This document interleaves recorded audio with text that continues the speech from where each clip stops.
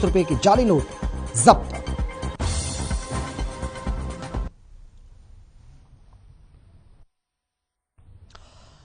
नमस्कार, आप देख रहे हैं हर खबर और आपके साथ मैं हूं अमित शर्मा। वक्त है अपना उत्तर प्रदेश का।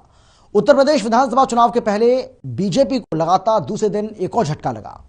स्वामी प्रसाद मौर्य के बाद अब दारा सिंह चौहान ने भी मंत्री पद से इस्तीफा दे दिया। दारा सिंह मऊ जिले के मधुबन विधानसभा सीट से विधायक हैं और उन्होंने राज्यपाल को चिट्ठी भेजी जिसमें उन्होंने योगी सरकार पर दलितों, पिछड़ों, युवाओं की अनदेखी का आरोप लगाया। इसी के साथ संभावना जताई जा रही है कि दारा सिंह चौहान समाजवादी पार्टी से जुड़ सकते हैं।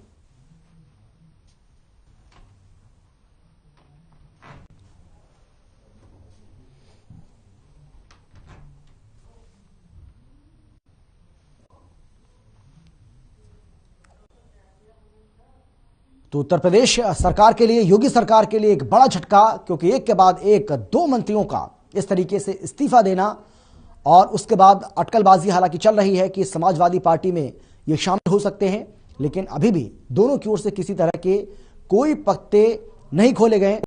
दारा सिंह चौहान ने भी आज योगी कैबिनेट से इस्तीफा दे दिया।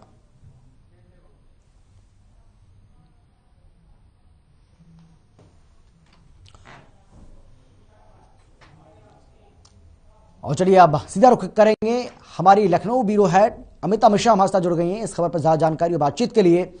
अमिता, ये अपने आप में एक और बड़ा झटका बीजेपी के लिए, यूपी सरकार के लिए, क्योंकि एक और कैबिनेट मंत्री का इस तरीके से इस्तीफा देना, ये अपने आप में एक बड़ा झटका चुनाव से आने पहले बीजेपी को, सरकार को। जी बिल्कुल।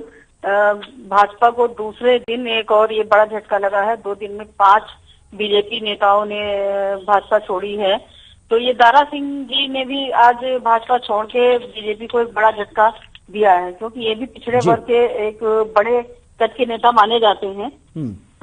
और इनका भी सबसे बड़ी बात यह है कि इनका भी जो कारण इन्होंने बताया भाजपा छोड़ने का, वो स्वामी प्रसाद मौर्य का जो कारण है, सिर्फ थोड़ा सा उसमें बदलाव है कि उनका विभाग बदला है, कि वो किस उसके मंत्री हैं वो बदला है, बाकी सब चीजें सेम हैं। तो इससे लग रहा है कि और स्वामी प्रसाद मौर्य के साथ ही वो भाजपा समाजवादी जनता पार्टी में शामिल भी हो गए हैं। तो इससे साफ जाहिर है कि ये पहले से ही स्वामी प्रसाद मौर्य जी के टच में थे। जी बिल्कुल। अमिता, लेकिन इस बात को क्लियर करिए कि क्या दारा सिंह ने समाजवादी पार्टी को ज्वाइन कर लिया है या वो आने वाले समय में इसका फैसला लेंगे? क्योंकि इससे पहले ये भी खबरें सामने आ रही थी कि स्वामी प्रसाद मौर्य जो हैं उन्होंने भी समाजवादी पार्टी को ज्वाइन कर लिया है, लेकिन उनकी बेटी की ओर से स्पष्टीकरण सामने आया कि उन्होंने समाजवादी पार्टी को ज्वाइन नहीं किया है। नहीं, इनका जो दारा सिंह जी का आज का स्टेटमेंट रहा, इन्होंने बोला कि हाँ, हमने पार्टी नहीं ज्वाइन की है अभी, हम अपने क्षेत्र में जाएंगे और जनता से बातचीत करके और लोगों का पक्ष जानने के बाद हम फैसला करेंगे कि हमें किस तरफ जाना है, किस पार्टी में जाना है। लेकिन इनके इस्तीफा देने के कुछ देर बाद ही अखिलेश यादव ने इनका पार्टी में स्वागत करते हुए इनके साथ एक फोटो वायरल कर दी और उसमें लिख दिया कि पिछड़ों के सेनानी दारा सिंह जी का स्वागत है।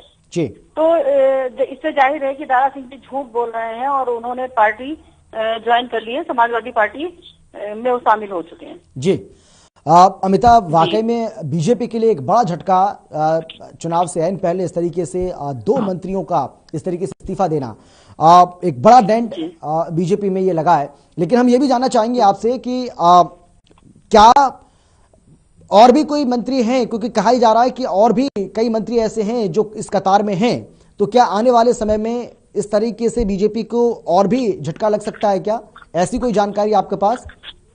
जी, इसमें जानकारी तो कई लोगों के बारे में आई और कुछ आज फेक खबरें भी ऐसी वायरल हुई और कुछ लेटर भी जो त्याग पत्र के थे इस्तीफे के पार्टी से कुछ विधायकों के, बीजेपी विधायकों के जारी हुए, जिन पे फिर विधायकों को सामने आकर सफाई देनी पड़ी कि ये फर्जी है और मैंने इस संबंध में पुलिस से शिकायत की है कि किसी ने हमारे लेटर हेड का दुरुपयोग किया है।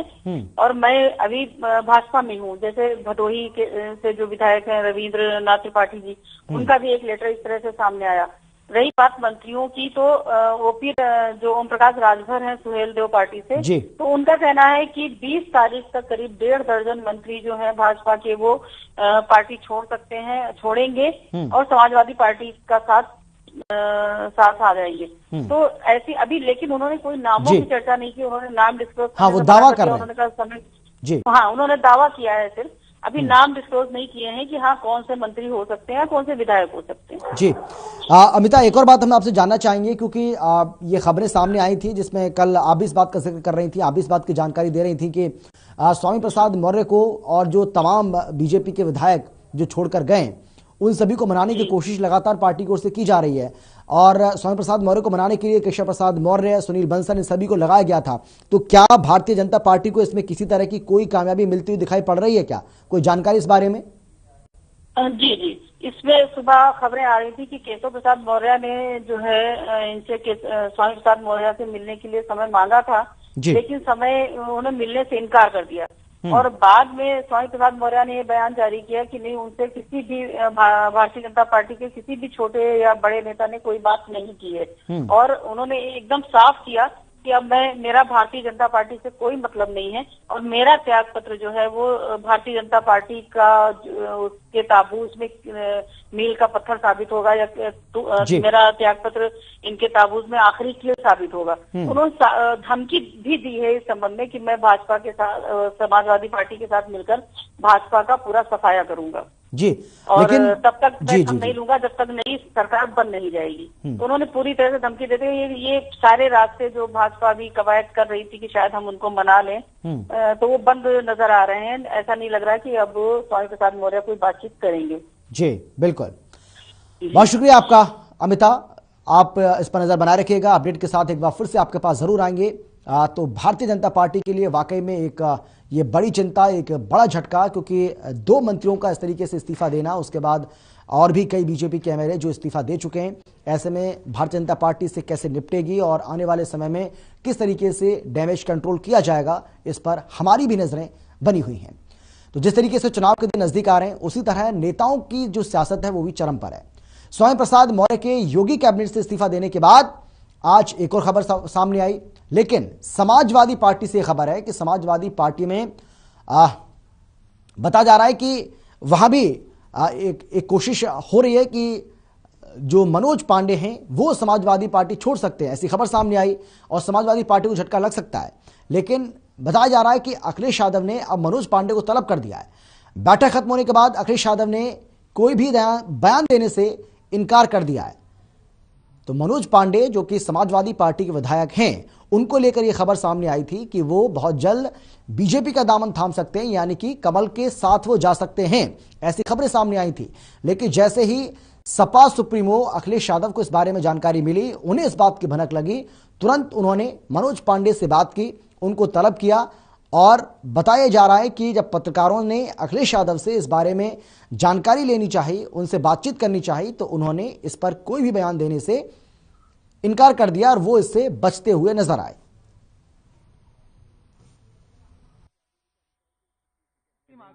और जो भी सभी दलों को जो चीजें चाहिए, अखिलेश यादव जी ने सबको संतुष्ट किया और सब लोग अखिलेश यादव जी की नीतियों से संतुष्ट हैं, उनके व्यवहार से संतुष्ट हैं, और जल्द ही अखिलेश यादव जी द्वारा सहयोगी दलों को दी जाने वाली सीटों की भी वो घोषणा कर देंगे। आपको से चुनाव के संबंध में ही प्रचार कैसे हो, किन मुद्दों पर हम ज्यादा फोकस करना है, किन मुद्दों को हमें फोकस नहीं करना है, इन सारी चीजों पर चर्चाएं हुई। डिजिटल किस तरह आपकी पार्टी को कितनी सीटें देने की बात हुई है? सीट को लेकर हमने अपनी बात रख दिया है, और ये डिमांड की है अखिलेश यादव जी का विषय है कि वो कितनी सीटें हमें देंगे, और जो भी देंगे हम उस पर संतुष्ट रहेंगे। हमारे लगभग 10 सीटों की डिमांड थी, और उसमें जो भी देंगे हम अपने कार्यकर्ताओं को फर्स्ट और सेकंड फेज की लिस्ट बहुत जल्दी।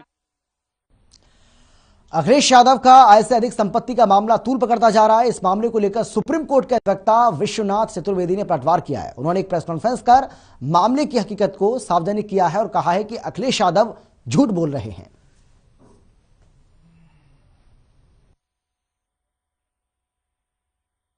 कैमरे में इसको अखिलेश जी ने 3-4 सवाल बहुत गंभीर उठाए।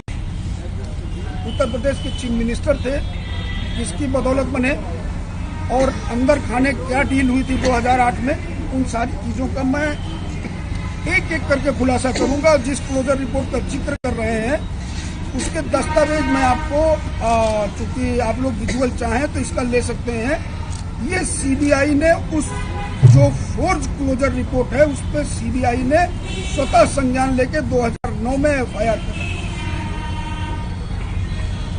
लगातार 14 वर्षों से मीडिया के माध्यम से और पूरे तंत्र में और देश और प्रदेश की जनता को अखिलेश यादव, इनके परिवार और मीडिया द्वारा गुमराह किया जा रहा है। उसका केस सीबीआई कोर्ट में अभी भी पेंडिंग है और 15 तारीख को उसकी डेट लगी है, इसी 15 को। दूसरा सवाल उन्होंने उठाया कि मुझे क्लोजर रिपोर्ट मिल गई है, तो क्लोजर रिपोर्ट 2019 तक सीबीआई ने केवल एक रिपोर्ट अब तक फाइल की है और उस रिपोर्ट में मैं आपको पढ़ के बता देता हूं। ये पैराग्राफ 26 है, विजुअल आप लोग ले लीजिए चाहे तो, ये विजुअल है उसका और मैं पढ़ देता हूं ये report. On the basis of result of a aforesaid inquiry, registration of a regular case under section 13(2) read with 13(1)(e) of PC Act 1988 against Sri Mulayam Singh Yadav and section 109 IPC read with 13(2) read with 13(1)(e) of PC Act 1988 against Sri Akhilesh Yadav. Others is warranted. Others is warranted. Till date Akhilesh ji का status यही है। जिस report का ये मुलायम सिंह जी ने, अब मैं शुरू से आपको थोड़ा ब्रीफ में बता दूं, 2007 में सुप्रीम कोर्ट ने श्री अखिलेश यादव, मुलायम सिंह यादव, प्रतीक यादव, डिम्पल यादव के खिलाफ सीबीआई इंक्वायरी का ऑर्डर किया। सीबीआई ने 26 अक्टूबर 2007 को अपनी प्रिलिमिनरी इंक्वायरी करके और रिपोर्ट सुप्रीम कोर्ट में सील कवर लिफाफे में दे दी। उसमें उन्होंने कहा prima facie case made out है, रेगुलर केस रजिस्टर करने की इजाजत दीजिए। अपनी inquiry report state of UP और यूनियन ऑफ इंडिया को मैं नहीं देना चाहता, जो देश की सबसे प्राइम एजेंसी है उस पर फूकेंगे भी। सीबीआई ने, ये मैं आपको दिखा रहा हूं, आप लोग कैमरा बढ़ा, आप अपने कैमरे में इसको चाहें तो दिखा सकते हैं केस को। सीबीआई ने सैफई कोठी का वैल्यूएशन मात्र 20,000 रुपए बताया है। इटावा के फ्रेंड्स कॉलोनी की कीमत मात्र 50,000 रुपए बताया है, 56,000 बताया है। अखिलेश यादव के गेस्ट हाउस की कीमत मात्र 32,000 रुपए इसमें बताई गई है। अब जब ये वैल्यूएशन किया है, जबकि सुप्रीम कोर्ट ने कहा था कि independent charter accountant, independent engineer, independent valuer आप हायर करोगे, तब केस बनता था। और इस की कीमत वर्तमान में कितनी होगी सर? अब इसकी कीमत तो आप जिस एमजी मार्ग रोड पे, महात्मा गांधी मार्ग पे जो 20 लाख रुपए किराया मिल रहा है, उसका वैल्यूएशन सीबीआई ने मात्र 33 लाख रुपए किया इस रिपोर्ट में। और उस एमजी मार्ग पे राजभवन के सामने एक कमर्शियल प्रॉपर्टी है, एक्सिस बैंक है, उसमें आप लोग जाके उसका विजुअल ले लीजिए। बहुत सारे विजुअल मैं भी प्रोवाइड करा सकता हूँ। उसकी कीमत इन्होंने मात्र 33 लाख रुपए बताई है, 2004 में वो परचेज की गई। तो उसका किराया गिरा से 20 लाख रुपए महीने का किराया है। और बाकी वैल्यूएशन आप खुद वहां 20 लाख का एक पेड़ नहीं लगा है सफेद कोठी में, 20,000 का, जिसकी वैल्यू 20,000 रुपए बताई गई है। 20,000 रुपए एक पेड़ की भी कीमत नहीं होगी। अधिकारी सब अंधे हैं क्या? मैं चूंकि देखिए इंडिविजुअल पर्सन 16 साल से जितना जुल्म और अत्याचार इनका हो सकता था, मेरे घर की पानी बिजली कटवाई गई 2006 में, मेरे घर पे बुलडोजर भेजा गया, हाईकोर्ट स्टे से बचा मेरा मकान। हाँ, तो जो इस तरीके के जुल्म और अत्याचार इन लोगों ने निजी तौर पे मुझ पे किए, टार्चरिंग की, मेरी रिकॉर्डिंग सुनवाई गई।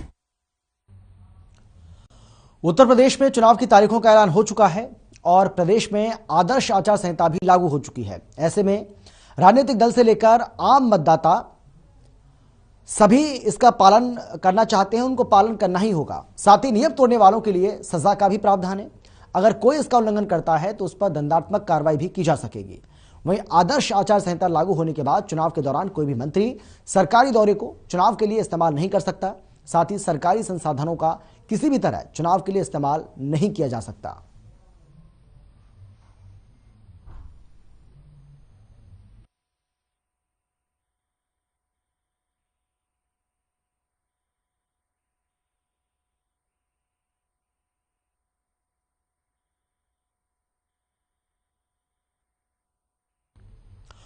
विधानसभा चुनाव की घोषणा के बाद प्रशासनिक मशीनरी के साथ पुलिस भी चुनाव को शांतिपूर्वक कराए जाने के लिए सक्रिय हो गई है। प्रशासन ने जहां राजनेताओं के होर्डिंग्स हटवाए तो वहीं खुद पुलिस अधीक्षक ने काफी पुलिस बल और पीएससी के साथ शहर में फ्लैग मार्च किया। साथ ही चुनाव में आचार संहिता लागू होने के बाद से पुलिस भी बेहद सख्त नजर आ रही है। सादतगंज क्षेत्र की तंग गलियों में भी पुलिस ने फ्लैग मार्च किया और सभी पोलिंग बूथ वाले क्षेत्रों में भारी पुलिस बल और फोर्स के जवानों ने भी मार्च किया।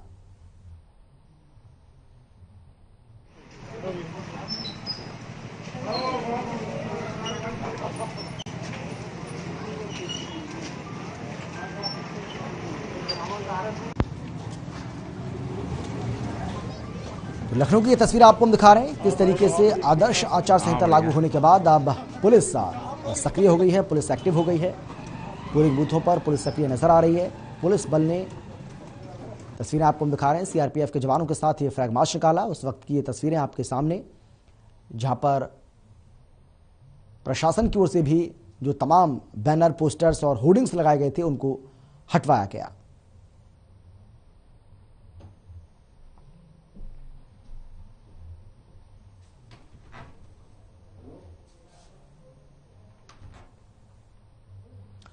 और अब खबर लखनऊ से है, जहां पर पुलिस ने नकली नोट छापने वाले गिरोह का भंडाफोड़ किया है और 5 लड़कों को गिरफ्तार करने के मामला दर्ज किया है।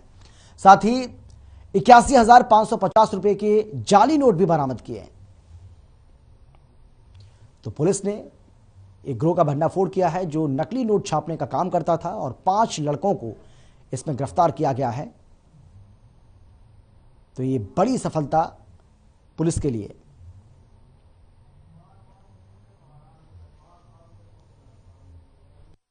कुछ लोगों को हाथ के, हमारे आसपास के मार्केट या लखनऊ के शहरों में कुछ लोगों को हाथ से फेक करेंसी लग रही थी। 1, 2, 3 ऐसे, कोई मेजर नहीं था लेकिन 1, 2 था। पब्लिक की सूचना के टिप ऑफ में फिर हम लोगों ने अपना टीम को लगाया। इसमें लगातार काम चलती रही, जिसमें थाना कलकत्ता की team, crime branch, surveillance team, जो एडिशनल डीसीपी सेंट्रल के वेस्ट के स्पेशल नेतृत्व में चल रही थी, चिरंजीव नाथ सिन्हा के नेतृत्व में, ये लोग लगातार बने हुए थे। कल रात को जब सूचना मिली कि ऐसे कुछ अपराधी हैं जो करेंसी फिर छपाने के लिए निकले हैं, तो तत्काल टीम भेजी गई और 5 लोगों को गिरफ्तार कर लिया गया। ये 5 लोगों के साथ से 50 रुपया, 100 रुपया, 200 रुपया, 500 रुपया की डिनोमिनेशन के अलग अलग जाली नोटें मिली हैं। कुछ नोटें अभी भी, जब उसके बाद उनको पकड़ा गया, पूछताछ कड़ाई से की गई तो पता चला कि और भी नोट बनाने की मशीन और आधे अधूरा बने हुए नोट भी हैं, जिनको भी बाद में रिकवर कर लिया गया। उनके साथ प्रिंटिंग प्रेस, बनाने के बहुत सारे सामग्री, जो नोट्स अभी भी कटे नहीं है, मतलब प्रिंट होकर फेस तैयार है, बस प्रॉपर शेप में काट के छोड़ना है। उनको पता चल गया कि वो लोग भी, वो सब भी बरामद हो गए। पता चल रहा था ये लोग टीम के अलग अलग मेंबर अलग अलग काम करते थे। इसमें मुख्यतः जो है तो सलमान था जो इस फेक करेंसी को बनाते थे। एक जमीर है जिनके माध्यम से ये अलग अलग लोगों को डिस्ट्रीब्यूट करने की कोशिश करते थे, जिनके भी 2-3 लोग पकड़े गए हैं, और 1-2 लोग अभी बारिशी चल रहे हैं, जिनको पकड़ना शेष है, उसमें कार्रवाई की जा रही है। इसमें बताने वाली बात मेनली ये है कि इसमें जो अभी भी वांछित चल रहा है हमारा जमीर, पता चल रहा है कि इतना हमें अभी तक पूछताछ में पता चला, पहले भी ये शायद नकली नोटों का काम में इन्वॉल्व था। ये बेल में छुटा हुआ था, फिर फरार था।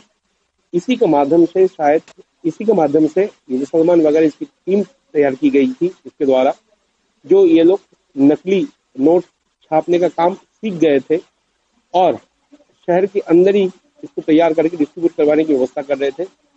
हो सकता है जिस संभावित है, जिसमें हम लोग अभी भी इन्वेस्टिगेशन कर रहे हैं, हो सकता है 1-2 सेल ऐसे और बने हो कहीं और, जिसके ऊपर भी लगातार वॉच रखी हुई है। तीसरी बात है, आने वाले चुनाव को मद्देनजर एक इम्पोर्टेंट रिकवरी है, इसीलिए क्योंकि बहुत ज्यादा कैश फ्लो चुनाव के समय में होता है, विभिन्न जगह पे खर्चा होता है।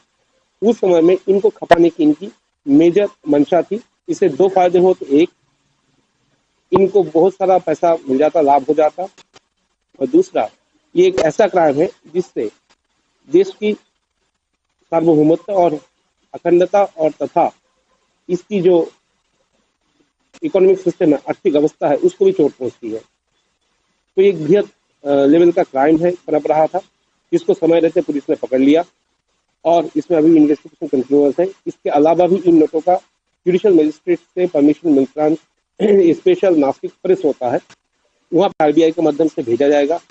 उसमें कुछ फीचर्स चेक किए जाएंगे। ऐसे अगर कुछ फीचर्स और संज्ञानिक होते हैं उनके स्पेशल टीम द्वारा चेक करने के बाद, तो हो सकता है दूसरी सेंट्रल गवर्नमेंट ऑर्गेनाइजेशन भी इस इन्वेस्टिगेशन के पार्ट बन जाए। मैं बोल रहा हूँ कुछ 81,000 के आसपास की रिकवरी हुई है।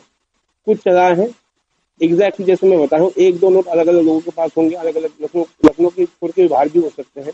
उनको ट्रेस कर पाना इस मोमेंट बहुत डिफिकल्ट है, लेकिन जो अपराधी और भी है, 2-3 फरार है, मुझे उम्मीद है उनके पास से भी हमें अच्छी खासी रिकवरी होने की संभावना है। इसके लिए टीम ऑलरेडी लगी हुई है।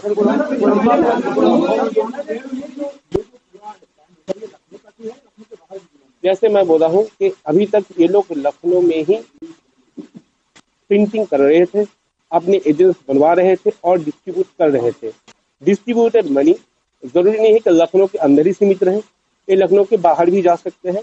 लेकिन अच्छी बात है, मैं जैसे बोला था, ये पनपते ये पूरे गिरोह को पर्दाफाश कर लिएगा, पकड़ लिया गया है, जिसकी वजह से मेरे हिसाब से ये क्राइम समय रहते ही इसको रोक दिया गया है और बनप नहीं पाएगा। लेकिन हमेशा हम बोलते हैं इन्वेस्टिगेशन की कुछ पहलू और है, जब तक इनके जो 1-2 और भी नाम हमारे सामने आए हैं उनको जब तक हम अरेस्ट करके फर्दर रिकवरी और इंट्रोगेशन नहीं कर लेते हैं, इनकी और कहाँ में जाल है वो अभी बता देना प्रीमेच्योर होगा, अपनी होगा।